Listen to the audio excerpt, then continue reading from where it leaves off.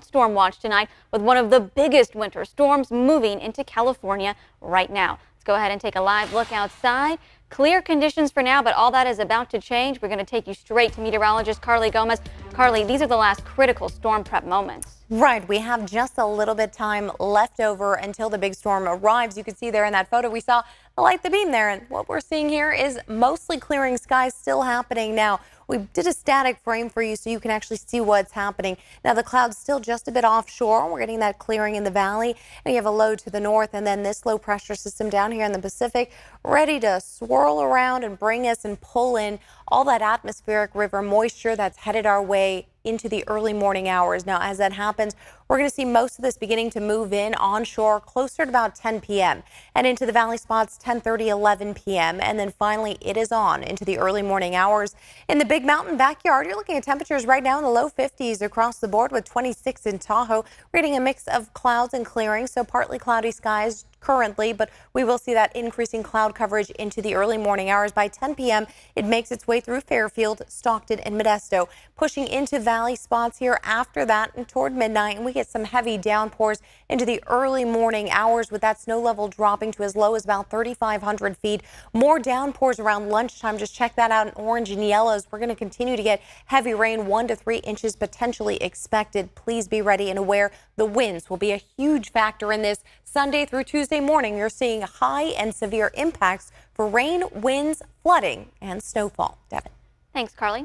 And our Garshpal Sangha is out ahead of the elements tonight. He joins us now live from Discovery Park tonight, which will be closed ahead of the storm. Garshpal, why did they make that decision? Yeah, Devin, flooding concerns is the reason why they're deciding to close the park, is because the river levels are expected to rise.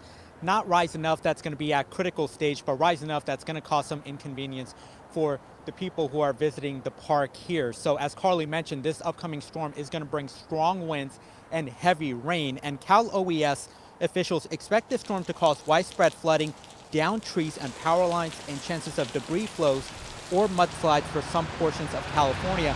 And this afternoon, officials providing an update on the state's storm preparation and response.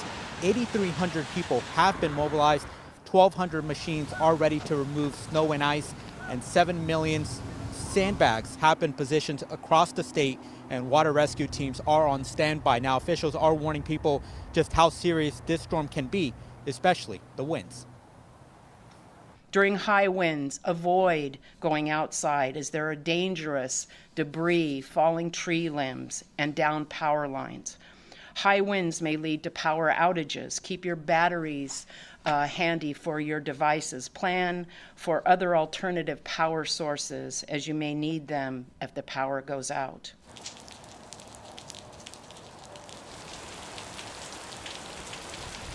And so try not to drive through the peak of the storm, but if you have to, do not drive through flood waters. Now, power companies like PG&E and SMUD are prepared for this. I spoke to them earlier this evening and they tell me they are ready for this, that they're bringing in extra crews to make sure if there's any power outages, if any of the high winds cause any tree branches to fall on those power lines, that they get their crews out there to try to get that power back on as early as possible. Devin. Good news, Garshpal. Thank you for the update. We'll check back in with you at 11.